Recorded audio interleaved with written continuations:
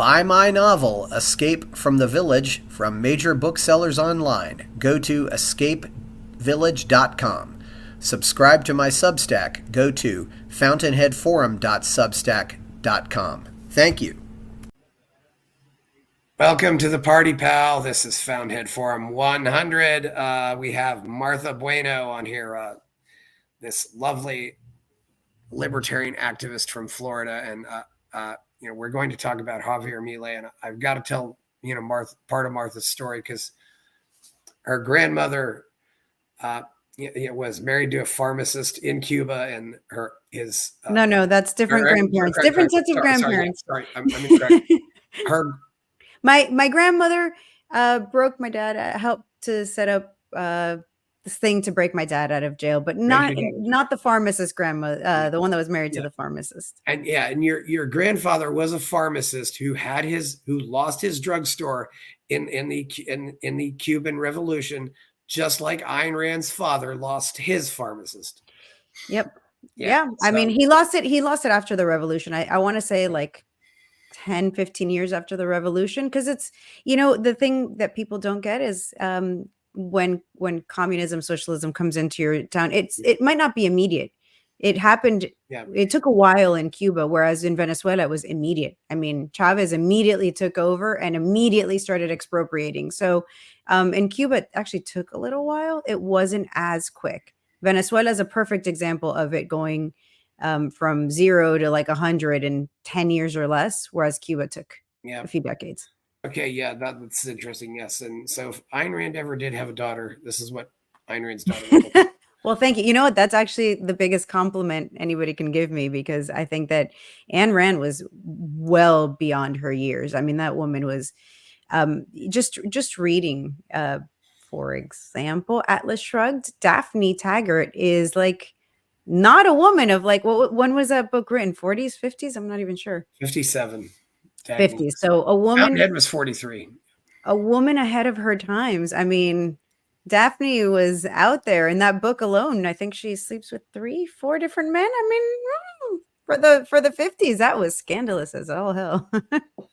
That's something you find with most of Rand's heroines. But yes, anyway, let's get on to let's go. When did you first notice Javier Milei? Oh boy. I'm not 100% sure. I know it was through Zach Foster, who is the most Hispanic American I've ever met. Although he is half Mexican, so I guess I can't even say that. Excuse me. There was a moment, there was something that somebody was attacking Milei for. I don't remember now. It's been a few years. It was probably, I want to say 4 or 5 years ago. And we actually got in contact with him. Oh, no, somebody was impersonating somebody else. That was what it was. So at the time that Zach and I were doing Libertarios Hispanos, we were also getting targeted by a lot of people on the extreme left in Venezuela and other countries, trying to get us like fishing, right? Like a fishing expedition. So there was a few like different fishing expeditions to try and get people to like respond to something or do something. I don't know. And we noticed that Milei also was being targeted. So when he was contacted by somebody that we knew was definitely from like one of either the Venezuelan regime or the Cuban regime, we reached out to him, and we got in contact with him, got his phone number, talked to him, and he was like, "Are you sure?" And we're like, "We're sure, we're sure." And we offered him proof, and that was it. Like, I think we helped avoid him falling into a trap. Because a lot of times this happens, people will goat you into saying things or doing things or whatever. And that was the first time. And from there, I like followed, his trajectory. I'd see things. I really like Antonella Marti, who's also from Argentina and who's also an Austrian economic, like person. She's now with Atlas Society or Atlas Network, one of those. And yes. Yeah, and she interviewed Joe Jorgensen. I was part of Joe Jorgensen's Hispanic outreach. So just got connected, with more of the Argentinian community. Also, there's like a big Bitcoin community in Argentina. So just kept getting like every community that I contacted or had contact with in Argentina, it all came back to like Milei. oh, this guy in Argentina that also likes Bitcoin, Milei. Oh, this guy who's an Austrian economist, that really likes, all these things that you're into, Milei. And so it's so much interaction. And then he ran for Congress, and it was like, whoa, this guy might actually make it. And then he did, and he promised his salary to people. And that was a big deal, and I was like, this is amazing. I should do something like this. Like if I run and win, I want to, offer my salary the same way he did. And then he just kept growing, and now he's 2 months away from hopefully winning the presidency of Argentina, and I am thrilled. I would love to be able to go to Argentina and be there for this moment. Not sure that I'm going to make it happen. Definitely want to. I think it's a historic moment. I wasn't paying much attention to Argentina at all until I saw this, and it's like, yeah, let's go. The Latin American I've been talking about enough. The Latin American Bitcoin conference is down there in Buenos Aires in November, and I've thought about going to that. It's the second year in a row. It's also unfortunate. There's also another conference called Adopting Bitcoin, which overlaps it in El Salvador. It's like, oh, geez, how could you? Oh, I'd go to the Argentina one in a heartbeat. Yeah. We're not adopting Bitcoin as a whole other kit and caboodle, but just spreading the message of Bitcoin to me is, and you need one and the other. You can't have like Bitcoin without it being adopted, right? We need it to be mainstream, and we need people to accept it and so on. But I don't know, Argentina it's exciting, especially if Milei wins. Like if Milei wins, hands down, I would go to Argentina. Yeah. That's one. Do you think there are any similarities between him and Nayib Bukele? Oh, sure. I think depends on which side of Nayib Bukele you find him on. I haven't made up my mind on Nayib. I think he's done some good things. Definitely the Bitcoin thing. I thought it was not going to work out. It's sort of working out. Cool. The whole rounding people up, I'm not sure how I feel. I don't know. You know what? I'm not following him enough to be able to draw a parallel between the two of them. I'm concerned with a strong authoritarian figure, even if the results are good. So I don't know. I'm not going to make a judgment on him. I don't know what Javier Milei's plan to get to that point is either. I mean, what if he becomes an authoritarian to get to that? He says it's going to take over 10 years to get out of the mess that Argentina's in. So how does he plan on getting from where they are now to where he wants them to be? And until that happens, I don't know. It's one of those things we can speculate on his intentions, but I don't know. We've never seen a libertarian in office. I mean, we do know what happened in Chile with the Chicago boys, and I think that can be applied to Argentina, and we can see Argentina become a superior economic powerhouse. But it's going to be hard work, and people are going to be crushed if when everything isn't perfect day one. Yeah, the people are too impatient, but at least they're going in the right direction. I mean, also, how do you think he compares to Maria Corina Machado? Maria Corina is somebody who I think she portrayed herself as a libertarian and then sold out. So how does he compare? I don't think he's going to sell out. But again, we've been. The thing with politics is you get to know that even the people that you believe so much in, sometimes they let you down. I mean, I'm sure that a lot of people on the left look at Obama's years and they're like, we had so much hope for you and you let us down. And people on the right might look at Trump's years and then look at him and be like, you kind of let us down, man. You started this whole lockdown thing, pushing the vaccine. So I think everybody can relate to having high hopes for somebody and then not working out the way you kind of expected. And so, I mean, I hope and pray that Milei is not that. But I also won't be out here being like, I guarantee he's going to be great because I'm not that close to him. I wouldn't know. Yeah, I don't guarantee anything either, especially after looking at the entire career of Alan Greenspan, which really is the worst. But yeah. But really, Martha, the main question here though too is, what is Milei doing that works, because this is by far, there's never been any libertarian presidential campaign like this that even No, comes there close hasn't. to achieving this kind of success. Yeah. What is he doing what's he doing that Joe Jorgensen didn't do? What's he doing that It's easy. You want Yeah. it, I can describe it in one word. Charisma. Number one, well, okay, charisma, and he's telling the truth, right? Because it's two very important parts. So not only does he have this certain type of charisma, he goes in front of a crowd at a stadium, in stadiums now. I don't know, what is that, 40,000 people, and they're all chanting his name, and he gets out there and he's like, I didn't come here to lead the sheep. I came here to wake up the lions. And everybody's like, so it's not charisma.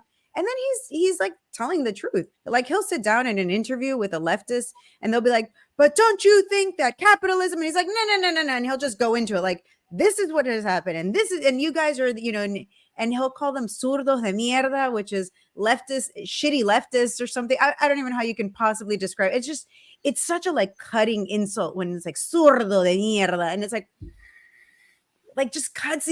God, he's so entertaining. I think that's it. He's just an entertainer. He's got that charisma. He's got that. So is he a charismatic leader that I warn people about? Yeah.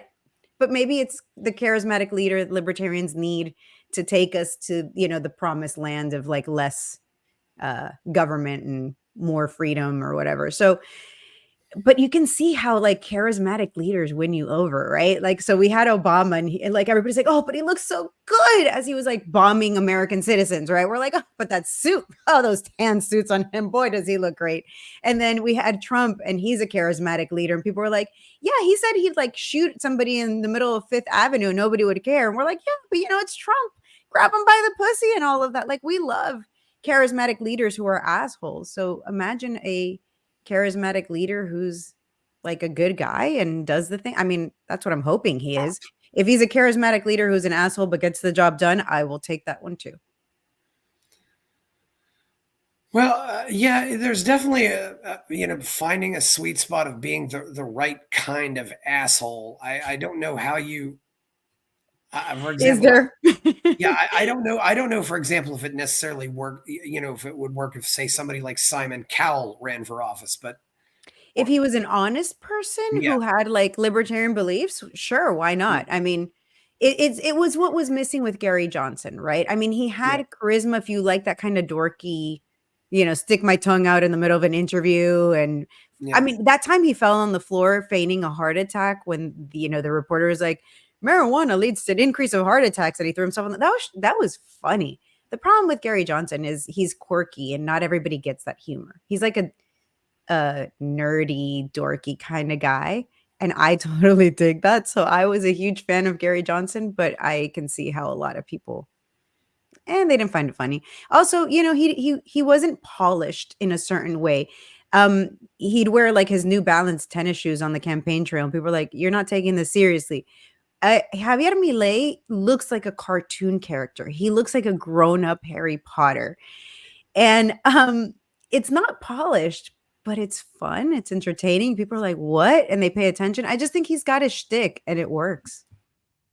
Yeah, it seems to have worked. Do you think it would work in other countries, or is it just would it just work in Argentina? I mean, it would work here. Are you kidding me? If we had a Javier Milei in the United States that just calls people out on their shit, oh man, I think people would really like. They'd hate it, but they'd love it. It's like, okay, it's like Andrew Tate. Everybody hates him, but everyone knows who he is. Everyone pays attention to the dumb things he says. Sometimes he says some really smart things, and then most of the time he like just says something. But we love to like hate. So yeah, I think Javier Milei in the U.S. would totally work. And therefore, I think it would probably work in the vast majority of the world. I think we all want that person, that personality. I mean, I don't know if it's the right personality, but we certainly like it. Women, we love assholes. I don't know. As somebody who's followed Tate or has known about Tate probably for 4 or 5 years now, Tate has this Tate is a great storyteller. And I just say, well, even if this, and I wonder if he makes up a lot of them, but there's still really great stories. Like he tells a story like, I was 9 years old And I brought this girl, I brought Jessica home, some girl named Jessica home to play video games with me. And then she left. And then my dad said to me, okay, son, where's the next girl? And I'm like, you don't have a line of them waiting. It's like, and I was like, okay, that's, I find it hard to believe his dad would have done that, but it's like, yeah. Maybe his dad did. I mean, I have a hard time believing half of the stuff that comes out of his mouth. He once said something about how he would wait for like 5 or 6 hours at like a chicken place by his house because he was so poor he couldn't buy it, but he'd wait in his car with his engine running. And it's hard to believe that you'd spend that kind of money. I mean, in Europe, gas is way more expensive than the US. You buy it in liters versus in gallons, and each liter is like $8 or whatever. His stories don't match up. Hey, save the gas. You are an athlete. Run to your next, to the store and spend your gas money on the chicken rather than fishing it out of the garbage. So I think he's kind of full of shit. And I mean, we love people who are full of shit. I think Donald Trump is full of shit. I think Obama is full of shit. Clinton was full of shit. I mean, we just love people like that. We don't find those who are honest and sincere as entertaining. I think Jo Jorgensen, for all her faults, was absolutely honest and sincere. Nobody found her entertaining because she was honest and sincere. As a matter of fact, she was a grandma, a business owner. She was still teaching her class, and that's just not entertaining. She wasn't flashy. Yeah, there's also, I sent out a tweet yesterday to all the libertarian presidential candidates that said, which one of you is going to copy Milei's hairdo? I vote for Chase. Yeah, and I said, Chase should totally change his hair to Milei. But Milei has, what can you comment about Milei's look, his appearance? I mean, there's something here that works. Harry Potter, man. Apparently, Harry Potter was a popular book. Daniel Radcliffe is a popular guy, and Javier Milei looks just like him. I mean, the adult version. I don't think it's his look. When I saw him first, I was like, what the hell is he doing? Like, he's a grown-ass man. Sir, comb your hair. It's grown on me. I don't think it's the look. It's his personality. We just accept his look because his personality is all that in a bag of chips. I'm outing myself with like the 90s verbiage here. Yeah. I wonder. Well, I've often said that Boris Johnson looks like a 50s something version of Ron Weasley. So maybe that's it. People just really want cartoon characters come to real life, or if they just want their superheroes coming to life. I mean, I sometimes realize maybe that was what I missed. Where I missed the mark. Instead of doing OnlyFans, I should have done like Superwoman or something. Whatever. Then I realized maybe Milei has this quality like something like John Bon Jovi in the 80s. How so? Maybe just the hair and the look, and maybe it's just again. I don't think his hair. Like, I don't know anyone that's like, wow, I love him because of his hair. I think we just accept his quirkiness. But having been in high school in the 1980s, I know how many high school girls at that time would have loved to have been with John Bon Jovi. Yeah, but John Bon Jovi was hot. I mean, probably still is. I haven't seen him lately, but that guy was like ripped, had long hair, could sing, was super popular, was in a rock band. I mean, come on. You cannot compare Javier Milei to John Bon Jovi. It's just unfair. Milei has something different again, and I think it's just that personality. He tells people to go fuck themselves, and I love that. Maybe how many politicians do that? Seriously, maybe we can't really compare him to anybody. Then I mean, maybe he really is just his own beginning and his own end. I mean, I feel like if anything, I think that had Dave Smith run, he's got that personality style a little bit in that he will call people out of on their shit. He's just a little uptight. For a comedian, he could definitely loosen up a bit, be a little more jovial, and then I think he'd kind of be on that same-ish path. But I do, I've had my issues with Dave Smith in the past, but I do like very much the stuff he says, and he is well researched, and he knows his wars and the stuff America's done really well, and I appreciate that. I appreciate somebody who knows his shit and isn't willing to compromise. And he goes on Joe Rogan and explains things beautifully. I really wish Dave Smith would have run. I think if not what I said about, a duopoly candidate, Dave Smith probably would have been as close to a libertarian rock star as we can get where we are right now. Yeah, Kind of I do. Yeah, you also commented that Milei was really good at handling interviews. What can you give an example of that? I mean, assuming that all of his interviews are in Spanish, I don't know. Is they that are. I don't know that he speaks English. That whole Tucker Carlson thing, they probably have a translator. I don't know how good his English is. In the past, I know that he didn't speak English. I mean, listen, if you're running for office for a country like Argentina, learning English is probably your top priority. So maybe he's learned it and does. I have not heard him speak English, so I can't comment on that. But what is it about his interview style? He's brutal, and I mean, like, it's just so hard to describe without like. But he in Spanish we have the saying "no tiene pelo en la lengua." He has no hair on his tongue, which means he'll tell you exactly how it is, however it comes out of his mouth. And like I said before, he'll say like zurdo de mierda, like he's literally insulting people, and he gets that way. Like somebody will ask him a question that he finds offensive, like, but don't you think that communism is a better system for whatever? And he's like, and he'll just like you can see like the rage like rise in him, and he'll just be like blah, blah, blah, and like have this amazing response to it, and then throw in those like peppered like, and I can't, I don't even know. I'd have to like have one up here so I can dissect it for you. There's just everything about him. It just flows off of him. He has his information on the tip of his tongue. He can, pull out facts immediately. Again, he's an Austrian economist. I mean, the man has been studying this stuff forever, but he just has a personality that, and he's unwilling to tell you in a polite way. And I think, considering how bad Argentina's economy is, you need somebody telling. It's like a parent who's like, "It's okay, honey. We'll do. We'll fix that, boo boo. No problem." He's not like that. He's like, "You go solve that shit right now because this is going to turn into something worse." And I think that's compelling. I think it's interesting. I think people are tired of hearing the bullshit. It's, again, let's bring it to something in the United States. Vivek Ramaswamy, why is he gaining in the crowd, gaining in numbers versus like somebody like DeSantis? Because DeSantis is rehearsed. He's like a robot. Blah, blah, blah. Whereas Vivek is on every podcast. He'll do a 2-hour interview. He will come across as real. People want real today. I think you can get robot off of your AI. You don't need a politician who's a robot. You want somebody who's real. Milei is real. That's wild. Yeah, that's really great to hear. And it sounds like it's actually going to work. God, I hope so. Yeah, I hope so too. I've jumped into this because if this works out, I said maybe I'll move there. I'm serious. I mean, again, he says that it's going to take 10 years, but yes, absolutely. So one of the horrible things about Argentina is that while the politicians save all their money in dollars, the average Argentinian cannot. It was, I don't know if it still is, but it was illegal to save in US dollars. I believe it still is, which is a huge case for Bitcoin right then and there.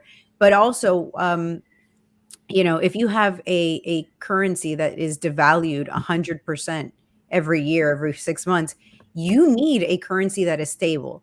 So, I think that moving to Argentina right now with your dollars is going to make you feel like a millionaire. And that's not a bad place to be if you're from the US. Maybe we should mass migrate to Argentina. Who knows? I might go to Uruguay, though. I do want Uruguay more than Argentina. I like a place that already has the libertarian guy in office rather than a place that's going to start up. Oh, Uruguay. That's interesting because one thing I heard is it was actually a pretty good place to be in 2020. Oh, yeah. It was free. Uruguay is the libertarian oasis in a sea of red socialist communist shit. Yeah. Why do you think this has been such a problem in South America? I suppose we can certainly blame the college professors. That seems to be one problem, but that problem has a name, has a first name and a last name, and that name is Fidel Castro. What a lot of people don't know is that Fidel Castro had a plan. This is written and talked about. It's not Martha came up with it. Fidel Castro had a plan long before he took office, and he wanted to turn Latin America into a second coming of the USSR. And he meticulously planned and worked with. So from the early 70s, he was already working with Gustavo Petro. Gustavo Petro is the current president of Colombia, and they together worked to establish the FARC, the guerrilla military force that was moving drugs through Colombia and causing all the chaos back in the 80s, 90s, 2000s. And now that they're working with the Colombian government, it's a little better. But that was all Fidel. Fidel worked with Lula da Silva in Brazil. They created El Foro Sao Paulo, which is a United Nations style, get together for all the commie dictators.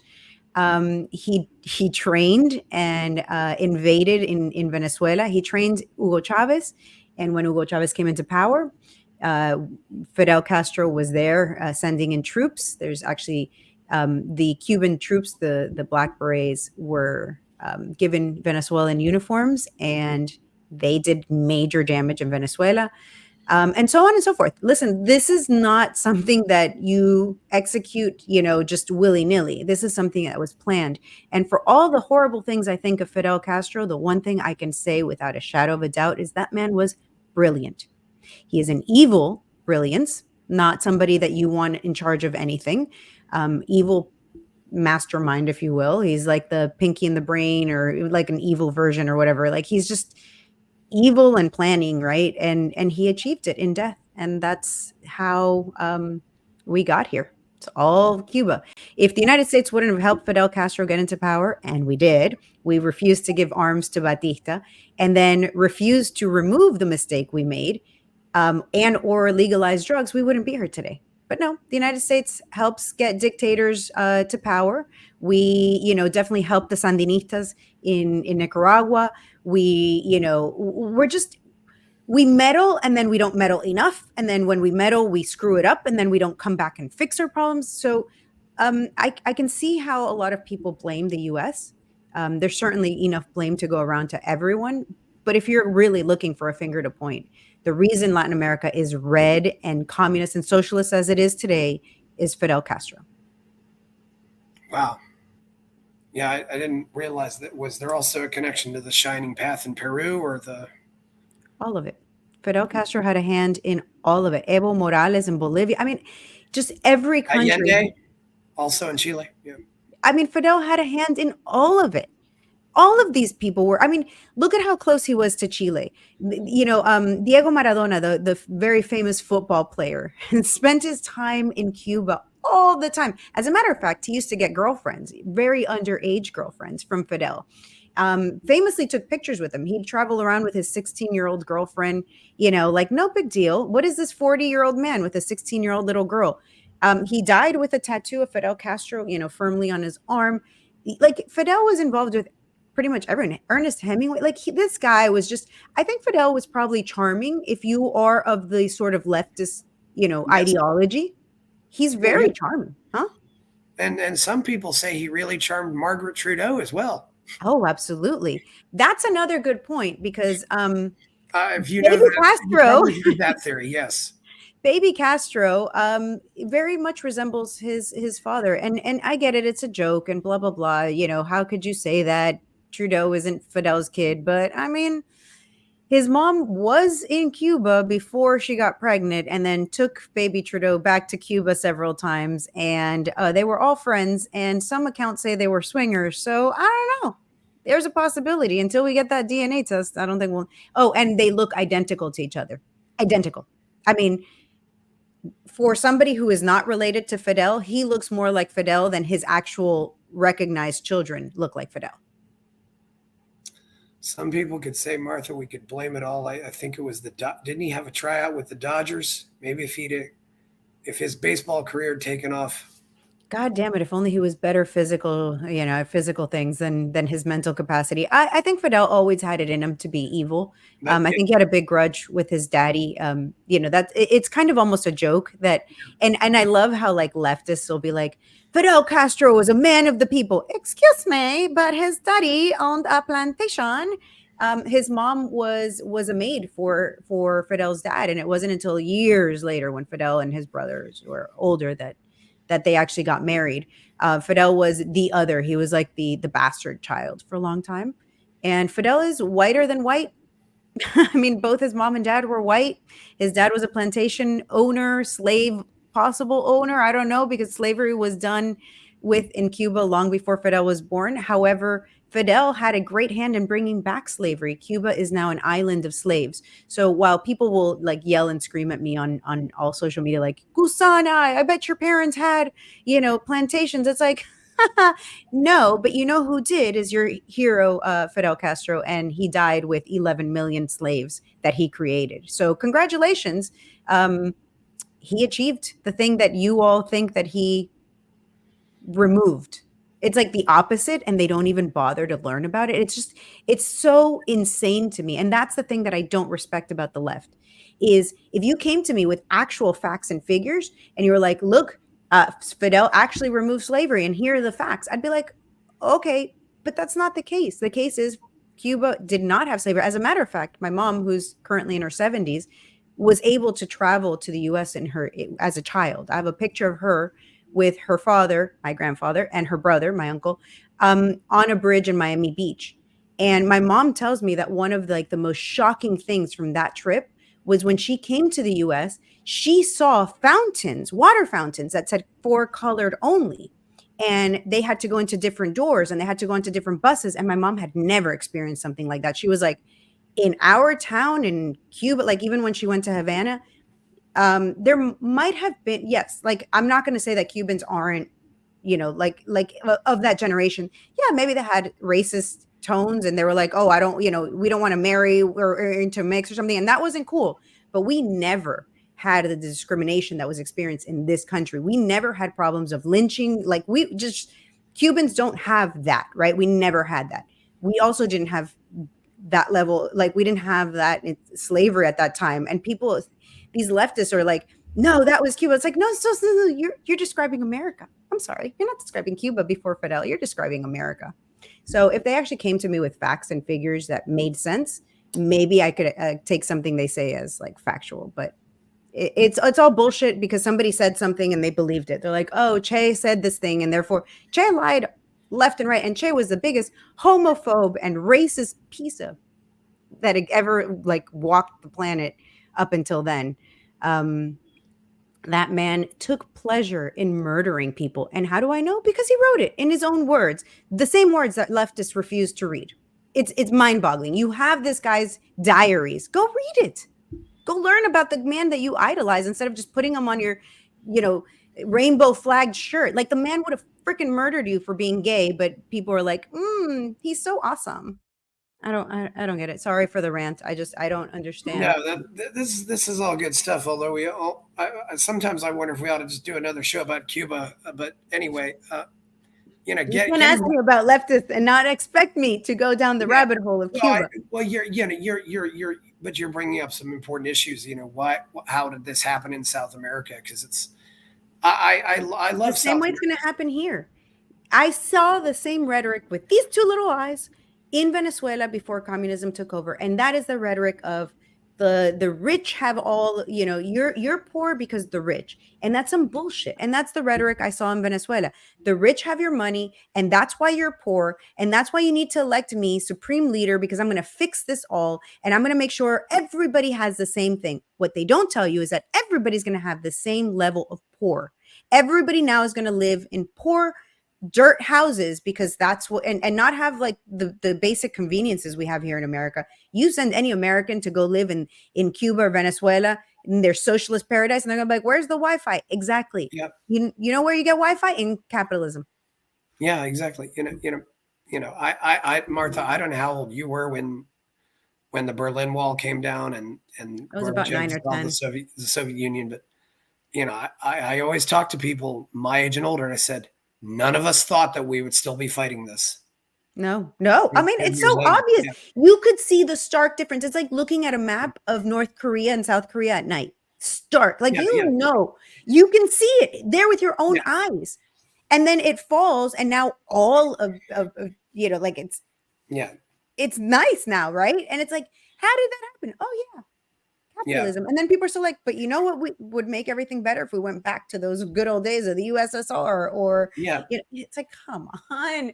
Like how many times do you have to trip over the same rock before you're like, maybe that rock is a problem? But this is something other people have told me about Milei, is that he's actually turning people into capitalists, and he's telling them that capitalism is a moral system.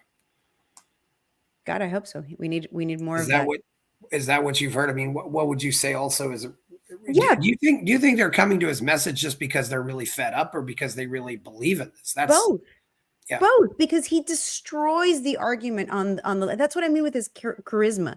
Like, he'll tell you exactly what it is when people are like, well, but don't you think that the poor deserve to receive some money? And he's like, the poor, the best way to eliminate poor people who are poor and help them rise is if they are able to save their money, if they don't have to pay the state, and he'll just, I mean, I'm not doing him justice. Let me start off by saying that I cannot do Javier Milei justice.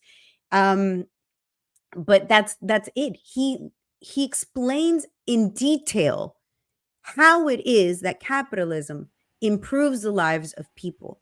And I think that people are starting to wake up to it, because there's only so much that these people can promise. If you look at it in the United States, right, you'll still see some people that are like, yeah, Bidenomics is working, blah, blah, blah. And then you see people that are like, wait a minute, I go to the supermarket now and it's $300 when, 4 years ago, I'd spend $100. How is this working for the average person? And people notice the cognitive dissonance between what they're saying and what reality is. I think that's the thing with Argentina, is that they've lived so long under these horrible circumstances. And then they see places like the United States and they're like, wait a minute, why can't we have what the United States has? What's so special about the United States? And it's like, they have capitalism. We don't. They have more capitalism because we're not a capitalist country either. I mean, people are like, but Martha, we have capitalism here and look at all this stuff. Yeah, I know. We're kind of, we have a mixed economy too, but we have way more capitalism than anywhere else. And we had a lot of freedom. And this is something that I took from Gloria Alvarez. One of the things that she says, Gloria Alvarez ran for president in Guatemala several times I know you know her, Chris, but for people that don't, Gloria Alvarez to me is a hero. I've been lucky enough to call her a friend, which still blows my mind, because I used to look up to her before, like, I started like speaking out about stuff and be like, oh my God, Gloria. But anyways, this woman says that, why don't we have a Jeff Bezos or an Elon Musk in Latin America? Is it because these people aren't, is it because people in Latin America, the millions of people in Latin America, are they not nearly as smart as Americans? Or alternative theory, is it because in America you have the freedom to pursue those endeavors, like starting a SpaceX, like starting an Amazon, these things that you can't achieve in Latin America? Why? Because in Latin America, the government has to give you permission, and it has you so controlled. It's like China. But in China, the government actually wants these things. So even though they have 50% of your company, they allow you to pursue them. In Latin America, even with 50% of your company, they won't allow you to pursue it. So you stifle that innovation, and you don't have what we have here in America. Now, if we were smart in America, going back to your immigration point, we would be pulling from every country in the world the smartest, the most innovative people, the people who are coming up with the technologies and the ideas, and we'd bring them to the United States. We don't even have to give them anything, because these people are so, echados pa'lante, I don't even know how to say, like, so forward thinking that they could survive on their own and thrive. Why don't we have a quick path to citizenship for people who are coming up with things that we absolutely need? More business innovation, more technology innovation, more energy innovation, just bring them all here. If we had a country of the most intelligent, new, we'd be killing it. Don't worry about war. We don't need war when you are in the, like, so far ahead. You've got all the technology, you've got all the stuff. Everybody wants to be you. There's another path, and it is not dropping bombs on people. There is a path to prosperity and freedom that we just don't pursue, because the people at the top, the people having the conversation, are not the Elon Musks and the Jeff Bezos and the Warren Buffetts of the world. Unfortunately, we've got the Microsoft dude who's evil AF. at the top, and he's trying to control us. So you definitely want the smart guys who are also not evil, or at least not looking to enslave us. And again, I may be wrong. Maybe they are all looking to enslave us, but at least they're providing some services. I mean, Starlink from Elon Musk is a great innovation. Tesla, I drive a Tesla. I love my Tesla. Again, I can't say enough good things about Amazon. I would want more of that. Look at the people who came up with like Uber. Like 15 years ago, you were drunk somewhere and you had your car, you'd have to either drive it home or sleep in your car, or sleep off your drunkenness in the car. Today, you can leave your car and go home in an Uber, saving lives. Like, who would have thought of this? They fixed the taxi medallion problem, which was a government hellhole, keeping people in the gutter type of system. Innovation works. Why are we fighting it? So Milei, because I was actually had a guy who talked about being inspired to become a capitalist because of Milei. Do you hear other stories about people being converted because of Milei? Do you think he's actually converting people, and do you think this could this be a turning point for Argentina, or is it just going to be just going to be one of those momentary? Look at the election, Chris. Yeah. Just look at the election. He won. Yeah. Like, in terms of numbers, the amount of people that voted for him versus the other candidates. He came out number one. This is the first time a libertarian is just like so far ahead. So is it a turning point? I hope so. I really wish the LP would have embraced him sooner. We could have had, a connection to Milei and had him as part of our team 2 years ago. And now that we're coming out in favor of him, I feel like it's too little too late. He hasn't responded to anyone really in the party. I know that there's a rumor that Angela's trying to get him to come to a convention. And I listen, hopefully he inspires the Malayas of America, right? That's what I want. I'm not here to fight people. I don't really care. If I was right or wrong. I mean, it sure makes for interesting Twitter comments, but I do hope that we bring him here and that people become so inspired by him and rise to the level of Milei. So what kind of dirty tricks or other things do you think might be employed to turn this election the other way? Because I'm sure they're going to do something. Oh, of course. The dirty tricks that they do everywhere. Ballot harvesting and, saying that Milei is some authoritarian. They've said that he wants to start selling people's organs. And, it's the same dirty tricks as always. As long as they don't murder him, I think they're, like they're going to try everything. And the thing that scares me is that's the history of Latin America, is if somebody's winning and they don't want him to win, they use force. They use horrible force. We've seen that in America too. I mean, JFK, anyone? Like, if they're doing something that goes against the deep state, that's my fear. Yeah. So what tactics are they going to use?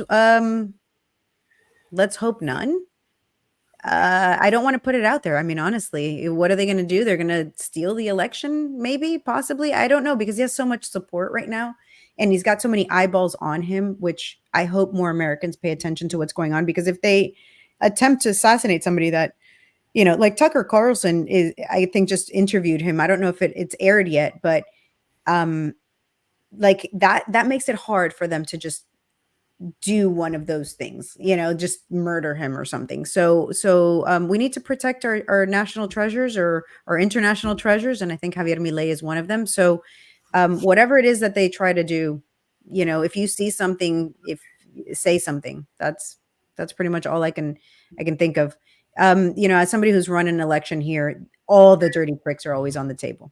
That's just the reality of running for office. Yeah. All the dirty tricks, the running, the getting the ballots harvested from people who don't really know what's going on. I mean, it is what it is. Or the turning people away at the ballot box. I saw people in my own race being turned away. They said, nope, this location is closed, or you don't vote here, you vote somewhere else. And then they go to the other voting place and they're like, no, it's not here, it's back where you came from. And people get frustrated and walk away. There's so many ways to screw up an election. So I don't know what they're going to use. I mean, I'm not that into the weeds in Argentina's election stuff. I intend to get there, but not there right now. Have you paid any attention to some of the people that he's surrounding himself with, like Victoria Villarreal, or some of the, like his vice presidential candidate, or some of these those people? Do you have any opinions on them? I have not really looked into the people he surrounds himself with. I know that he has his sister as his kind of campaign manager, and I think that that's important. I think the people around Milei, in his personal camp, are his friends, our family, are people that believed like him, early in. So at least that keeps him grounded. There's nothing like having your sister on your campaign, because she's not just going to be like, yes, yes, yes, sir, everything you say, sir. She's probably going to push back when, especially I think she's his older sister. So she's probably like, settle down, twerp. And I like that about him. I think he's keeping it real. I don't know the people that he's necessarily surrounding himself outside of that close circle. I think he's keeping it pretty real. He seems to be the same Milei I started paying attention to 3, 4, 5 years ago. So I think he's keeping it real. Now, what does that mean? I don't know. Are there more libertarians in Argentina? Sure hope so. Sure hope that there's a whole bunch. Sure hope that they all follow him. He created a new party. So he's obviously there's people following him and joining his team, and I think that's who he's promoting, and have nothing bad to say about that. Do you have anything to say? And that party is Avanza Libertad. Do you have anything to say about what the party's been doing? I know there was another guy, Jose Luis Espert, was part of that, I believe. And yeah. No, I have nothing to say to that other than, gosh, wouldn't it be great if in the United States we too could start a party and within 2-3 years be running a presidential candidate all across the country that's winning? I mean, we Americans should take a page from Argentina and most of Latin America. Mexico, even though we don't like AMLO, he started a party and won. Do you think Milei is already inspiring other candidates, or do you think he'll inspire, another generation of Mileis? Because it sounds like he's definitely got younger voters out there. He does. He's got the youngins. And if he's not inspiring them in Argentina, I don't know what to tell you. I think he is absolutely inspiring them. He's inspiring them here in the United States. Go on Twitter and type in Milei and you'll see groups of people are like, wow, look at this. It's possible. So, I absolutely think he's inspiring the next generation. And that makes me hopeful. I mean, I think that there's like an undercurrent, right? I think that there's a lot of people finally waking up to what is happening. I think that a lot of people are finally seeing like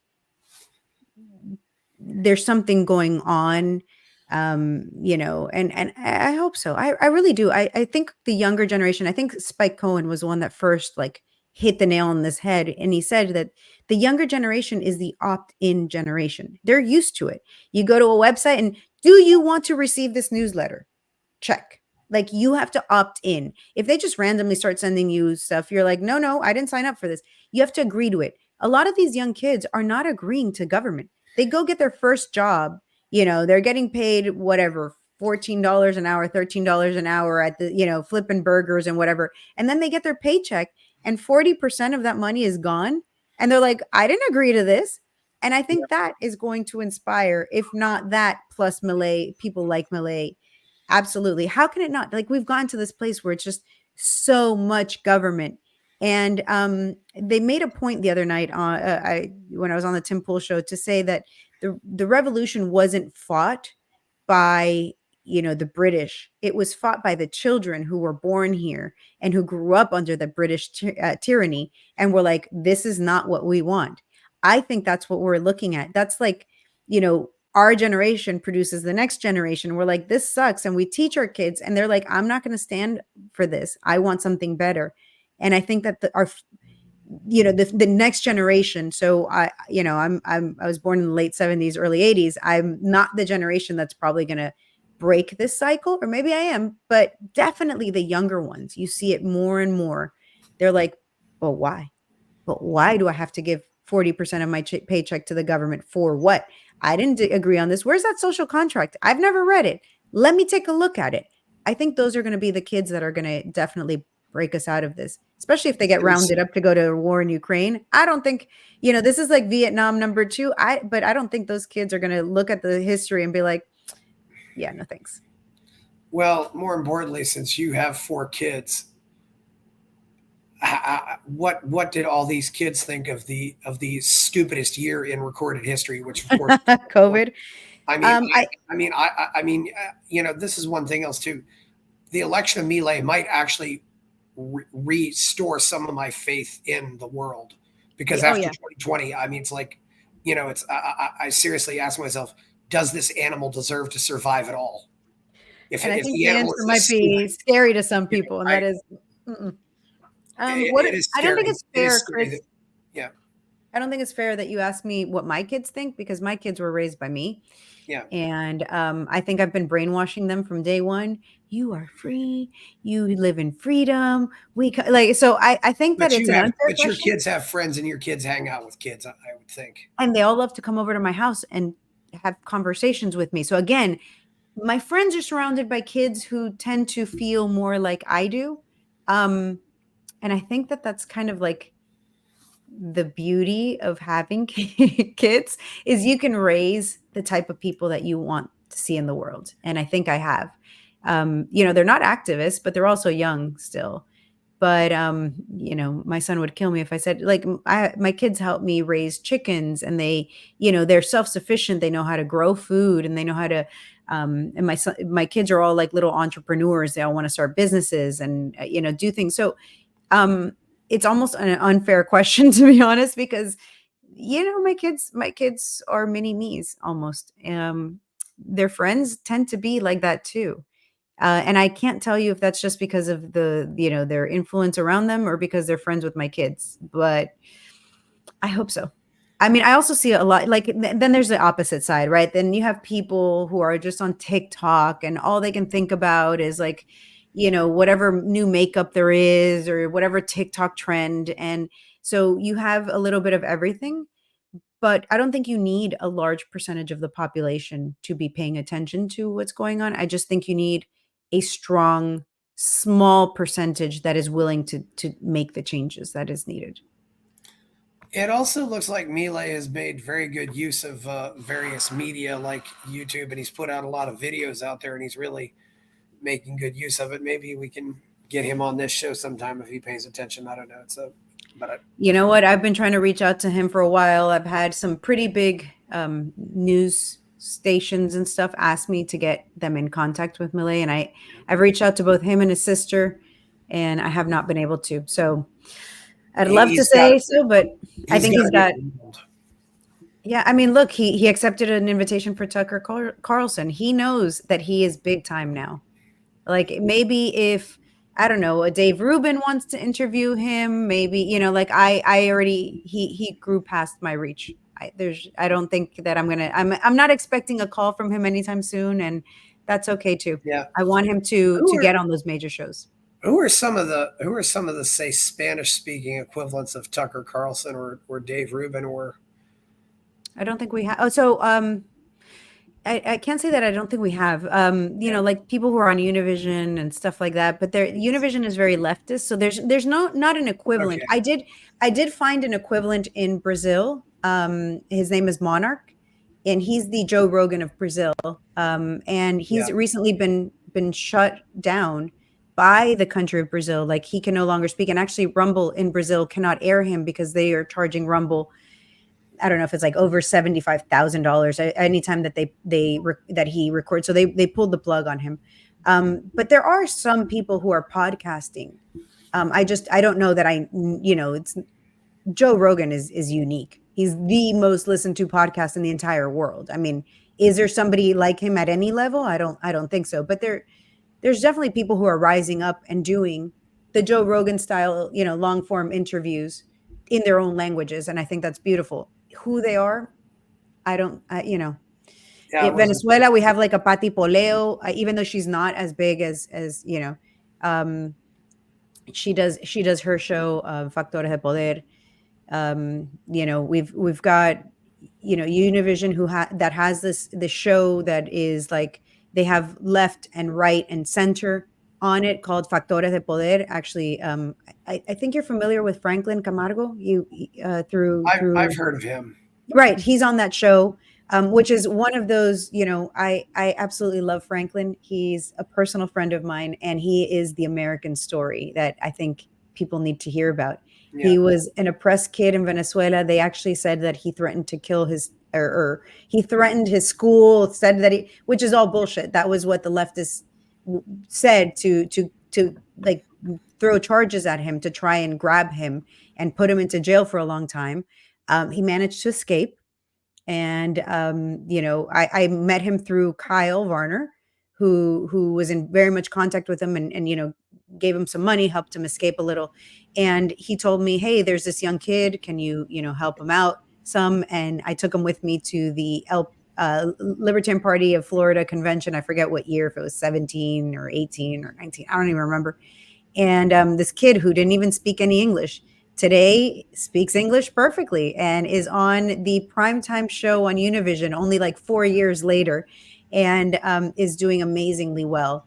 So he's a great voice for Latin America, but he's here in the US. So who is, it's that thing that I was telling you about. Franklin should be this in Venezuela, but he can't be. He can't go home to his own country. He applied for asylum because he absolutely needed it. And so when I see people being like, oh, we don't want those immigrants here. Listen, not only do you want them here, but these people are going to change the world. Yeah, well, from what I hear, a lot of media actually is made in Miami now, isn't that right? I mean, a lot of movies and a lot of TV shows, and a lot of great podcasters. We've got the Patrick Bet David. He's not in Miami. He's further north. I think he's in Fort Lauderdale. But we've got Dave Rubin. Spanish-speaking podcasters, but there's a lot of Spanish media made in Miami. A lot of Spanish media. Miami's the capital of Latin America. That's my contention. It's been my contention for years. Miami is as close to the United States as you can get while still being in Latin America. Yeah, and I don't know. I suppose if Milei got an endorsement from, say, Messi or Don Francisco, that would help. But I don't know if they comment on politics. I mean, if Messi even mentioned Milei, I think the world would just explode. Like, that's it. Let's just all call it a day. Let's go home. You've got like the super mega star of soccer going with the super mega star of libertarian ideology right now, and let's go for it. All I wish is that there was somebody like Milei here in the U.S. I think we need it. I think we need somebody that people are listening to, and I don't think we have him. I don't know if he's been born yet or not, or just maybe we haven't discovered him or her. But boy, do I wish we had him, because we need him. We need him. I don't know. It often raises the question of, does it need to get really bad before you have a libertarian party? Because, as a good Russian libertarian, Michael Svetov, pointed out, he said, Switzerland doesn't really have a libertarian movement because they have a functioning system, and that libertarian parties don't really emerge until you have a system that's dysfunctional. It would have been great if we would have just kept the country, kind of the way it was, just moving forward. I think you need a liberty movement when things get really bad. So I'm glad the Libertarian Party existed. It brought me in. I was a libertarian since, I want to say 2001, 2000-ish. Definitely 9/11 brought me into the freedom movement. And then Gary Johnson's campaign brought me into the Libertarian Party, like as an official member, putting money behind it, doing things. So you have to experience like tough times in order to get involved. I absolutely think that's real. Otherwise, why would you do it? Like, if you're living in harmony and everything's great, you're not going to go out and like fight for more freedom. Like, you already have it. You're good. Just chill, enjoy the pool and your margarita or whatever. But boy, we need Some say more. Some say it just hasn't gotten bad enough in America yet. What do we know anything about Milei's life? I mean, what do you think made Milei? I mean, obviously he had apparently did not have a good relationship. Economic person. He studied it. I think he has a master's degree. You cannot be a Milton Friedman type and go with the no, this is great, let's get more inflation. I think that's what made him. Honestly, is his knowledge. I'm also talking about things like, apparently he got into a fight with his father once, and his parents did not treat their family well, and that's maybe part of what shaped him as well. Maybe. I mean, some people have daddy issues, and that sends them into a careening like life of alcohol and drugs, and some people have issues with daddy and they turn into a mega superstar that's going to maybe save the world. I mean, I can't say.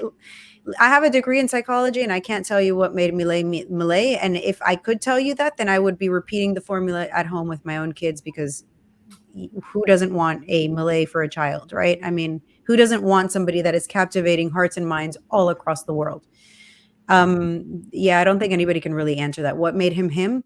The fact that he was an narco man back in the day. He used to dress up like this black and yellow caricature, super economist. He's a nerd. I think he was like, definitely a nerd. Definitely. I don't know what games he played, but I'm going to say, Dungeons and Dragons or some like War of Warcraft. What is all those games that the people play that are like similar to Robert's Rules? I don't know. I'm way too old and was I don't never know either. ready for this.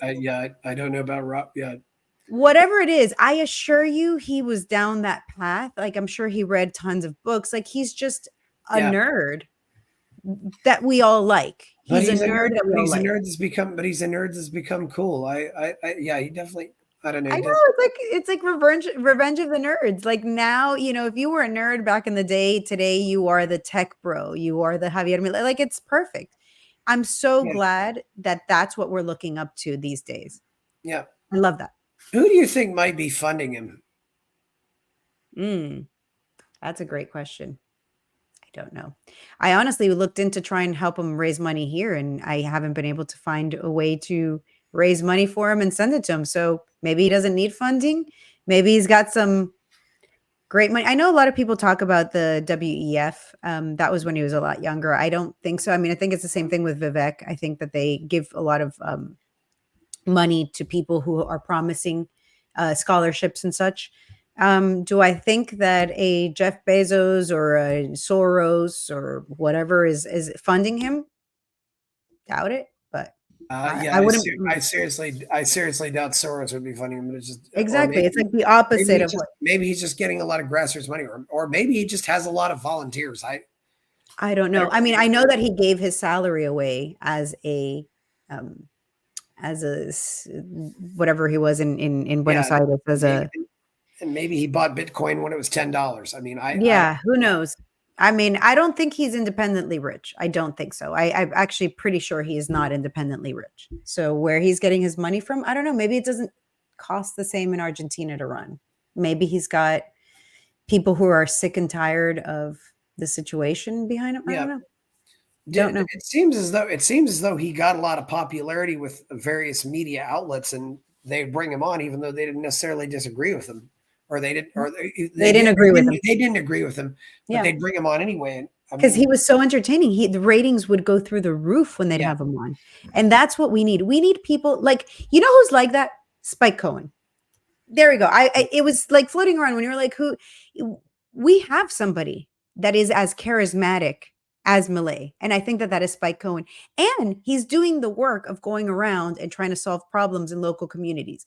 Let's imagine Milei is, so what do you think Milei's first month would look like if he got elected? What do you think he'd be able to do?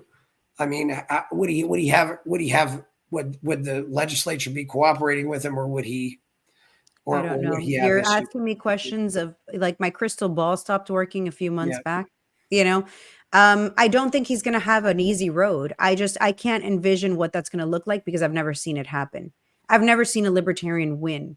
So, or like win like this. Cause like in Uruguay, you have a libertarian, right? But they didn't have this like antagonistic, they didn't have the inflation that they had. So I have no idea, Chris, to be honest with you.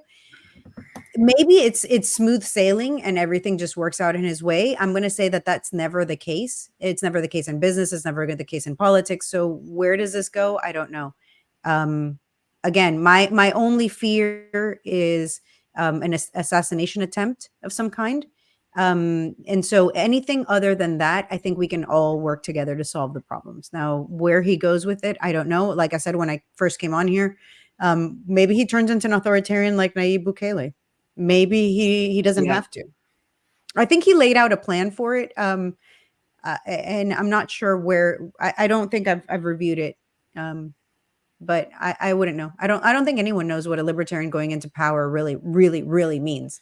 And when he Oh, starts removing those agencies, the Department of Education and the Department of this and that, I don't know what's going to happen. All those unemployed people, I don't know what's going to happen.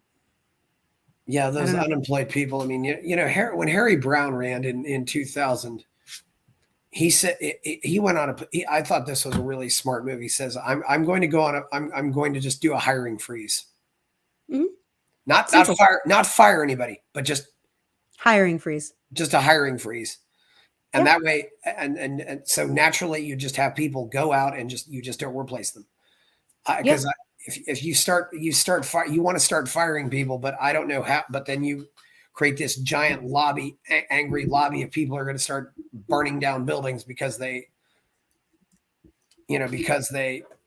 you fired them from their government job. And yeah, absolutely. I mean, that's a great way to not, be drastic. You start hiring freeze, and then you start moving the money towards, away from those departments, the Department of Education, the FBI, whatever department it is that you promised on the campaign that you were going to close down. You just start moving money away from it. And I think that's a perfect solution. And I don't think Argentina really had quite the crime problem that El Salvador had. People tell me it's pretty much, seems like it's relatively safe there. I don't know if they have the drug cartels or anything like that, but no, it's not. People have told me not to. I've never heard anybody tell me not to go to Argentina, but people certainly told me not to go to El Salvador. Yeah, Argentina is not nearly as bad. And Argentina has a lot of good industries. They have a wine industry, they have leather, they have meat industry. I mean, Argentina has a world of good, and they've got natural resources, and I think that they are in a prime position to get out of this, and maybe get out of this in a good way. I don't know what a good way looks like, but in a better way. El Salvador, unfortunately, the level of poverty and true misery there is in El Salvador, and then you've got the drugs coming through in authoritarian regimes where they love to I don't even know how to describe it. I mean, Argentina's just so much better in a position than El Salvador. El Salvador, Guatemala, Honduras, Nicaragua, they're all further behind. Yes. Argentina in its day was one of the richer Latin American countries, like Venezuela, except Venezuela went so far deep into socialism and communism now that Venezuela's, one of the most dangerous places on the planet. And that's sad. Venezuela wasn't, it was dangerous when I lived there, but it was nowhere near what you see now. You need to hire a force to protect you if you ever go to Venezuela. I don't plan on ever going there, so it's be dangerous. Oh, I'd love to go back to Venezuela. I miss my Venezuela. I love Venezuela. I am a Cuban and an American, but Venezuela, I carry it in my heart, and I love Venezuela. And I have family and friends that are all Venezuelan, and it breaks my heart. It breaks my heart, and I saw it happen. And I would give anything to go back to that Venezuela that I lived in. I also hope that the Venezuelans and the Cubans will be taking baseball to these other South American countries, because they need baseball there. Yeah, I mean, God, the Venezuela I grew up in. I'm not a soccer person. I am a soccer person. That's one of the one sports that I like. But yeah, I just, maybe I look back on Venezuela with too much nostalgia. Maybe it's not the real Venezuela, but it was so great. I used to, I lived in a building that was surrounded by a very poor neighborhood. We were okay when I lived there, but my dad had already started experiencing, losses through what the Venezuelan government had started doing. My dad, they devalued the currency. My dad went into crazy amounts of debt because he had gotten loans here in the U.S. to buy merchandise here in the U.S. to take to Venezuela to sell. So when he took out those loans, the bolivar was $4.25, $4 bolívares and 25 cents to the dollar. And when Carlos Andrés Pérez came into power, he started the hyperinflation, and all of a sudden it was 400 bolívares to a dollar, and he had over $1 million in loans. So that $1 million in loans was 4 million bolivares.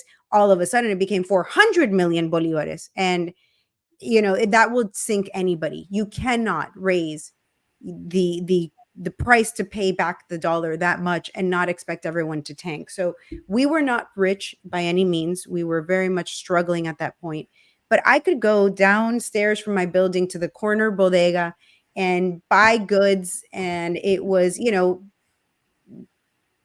10 bolivares could buy you something. Now you have to show up with a wheelbarrow filled with cash, hundreds of thousands to buy a simple little thing that I could buy with 10 bolivares back in the day. So maybe I'm super nostalgic about a country, but it was really great. It was absolutely a great childhood that I had there. And goddamn, I hate communists and what the damage that they've done. There was one good article I read that maybe Milei could look to some of the people who fixed Eastern or Central Europe. Somebody like Václav Klaus in the Czechia, or Mart Lahr in Estonia, because these are countries that really fix themselves after the Berlin Wall fell. We're the country of Georgia. Yeah. That was a Soviet country, and now they're now they're kind of going backwards, but they were a beacon of freedom a little while ago. I was there. I always I always call it by what they call it now, Sakartvelo. I love that little country. It just seemed like it was very optimistic there, but yeah, it was great. I mean, I was there 2 years ago, the last time, and I love that I could walk into their one building. It's like that mushroom building. I forget what it's called, where like all of government is housed. And you can, within 20 minutes, start a business, get your passport, get your driver's license, exchange property. They have all property on a blockchain.